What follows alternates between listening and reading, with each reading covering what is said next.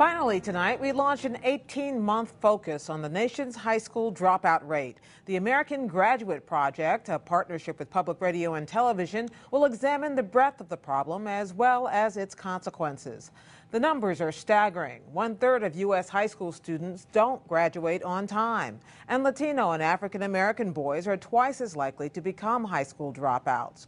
The result? Higher rates of incarceration, unemployment, and poverty. Among the solutions increasingly is community involvement and high-wattage celebrity attention. Oscar-winning film director Ron Howard joined basketball star LeBron James, singer Ashanti, and actor Denzel Washington in Washington today to unveil a new public service announcement for the Boys and Girls Clubs of America. Every child follows a path in life. For many, that path will lead them to a door that gives them a place to grow. I'm a great believer and lover of the country, believer in the dream, what the country aspires to, or sometimes I feel what it purports to aspire to. And it's up to us to act on that. We spoke about the dropout crisis afterward with Denzel Washington, the Boys and Girls Club's longtime national spokesman. Fundamentally, we are failing our kids. It is not their fault. It is if there's fault to be, it's the fault of the adults. When you say we're failing our kids, there's so many fingers being pointed at the schools, at government, at parents, and sometimes at the kids themselves. Is there a finger? Well, is there I'm not blame? here to point fingers. It starts in the home. I'm about solutions. You know, if 3 out of 10 drop out, that means 7 out of 10 don't. I'm trying to turn that 7 into an 8 or into a 9. The work we do at the Boys and Girls Clubs are helping to do that. In the last 10 years, we've doubled the number of children we reach. We've gone from 1,800 clubs to 4,000 clubs, from 2 million young people to 4 million young people. So I'm about being a part of the solution. We are making progress, and we're here in Washington to get more support, and we reach out to people across America for their support, because what we're doing at the Boys and Girls Clubs work. It's one thing to sit around and talk about what the problems are, you know, but it's another thing to get off your behind and actually do something about it, and that's what I'm about. I'm not about complaining about what the statistics are and how awful it is. I'm about doing something about it. And if one is not about actually doing something, then one should really keep their mouth shut or move out of the way and allow someone who wants to help to help. We can all volunteer. Where are the most effective solutions to be found? In government, you're here in Washington, or in communities? In each and every one of us. You forget asking the government. Now we, the Boys and Girls Club, get a tremendous financial support directly from the Department of Justice, but also from the federal government. I mean, the Department of Justice understands. They spend the money with us early. They don't need to spend it on prisons or incarceration or policing later on. There's talk that early warning signs are things that you need to be watching for in order to change these outcomes that we've been talking about.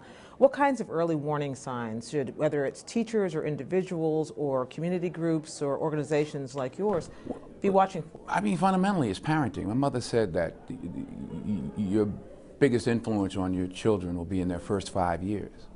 Because in those days it was 5 years, because once you went to kindergarten, once you started going to school, you were influenced by others. So it starts in the home. I mean, the fundamental responsibility, or the problem, if we want to call it that, is the breakdown of the family, and that obviously directly affects the child. Is the solution also to be found inside schools or primarily outside of schools? Because there's a lot of discussion about dropout factories and schools which don't turn out performing or high-performing students. Right.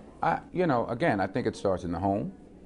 Your first 4 or 5 years of preparation before you go to school. Obviously, the teachers have an obligation, the parents have an obligation, and where we come in, and we're, again, going back to the Boys and Girls Club, I mean, the most dangerous time for children are between 3 and 6 o'clock when they're out of school. They're going to join some club.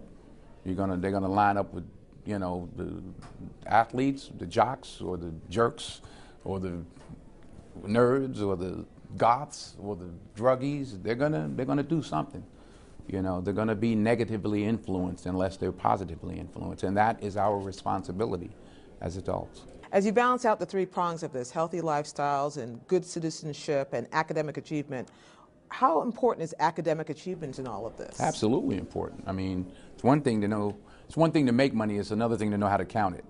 You know, but education, I remember my mother used to take us, put us in the car on Sunday, and ride us around wealthy neighborhoods.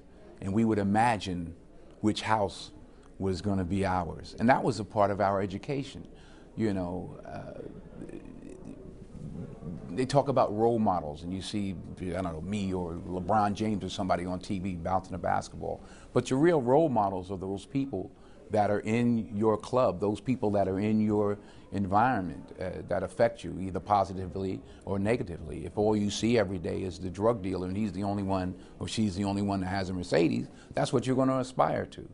So it's up to all of us to reach out. As you mentioned, you're here, LeBron James is here, Jennifer Lopez is involved, there's a Beyonce song in the video. What difference does it make if these words come from celebrities, from well-known people? It doesn't make any difference, but there are those people, like I said, and when I grew up in the club, I loved Muhammad Ali, but I couldn't get him on the phone. But I was able to talk to my mentor, Billy Thomas, or different people in the club. I remember I had a debate as I was about 9 or 10 years old. I had a debate with the mayor of our town. He spoke and he said, anybody have any questions? And I had a couple of questions. So I didn't particularly believe he was giving me the answers, the real answers. So I kept asking until they made me sit down. It's a true story.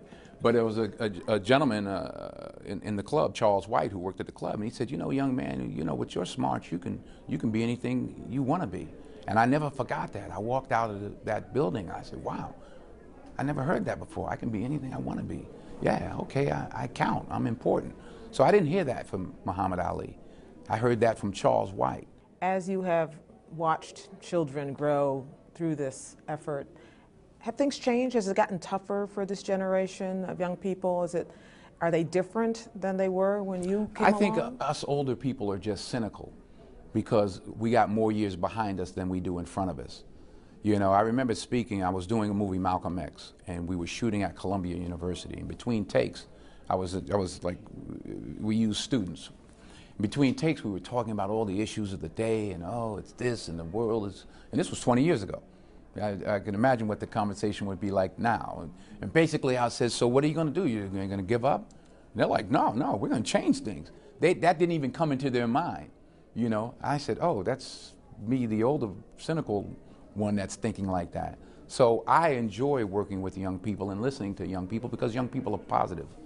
Us older folk are the ones that, oh, it's all going to hell in a handbasket. But that's the way we think. I don't think that's the way it is. Denzel Washington, thank you so much for joining pleasure. us. We'll report more on the dropout problem in coming months. American Graduate is a public media initiative funded by the Corporation for Public Broadcasting.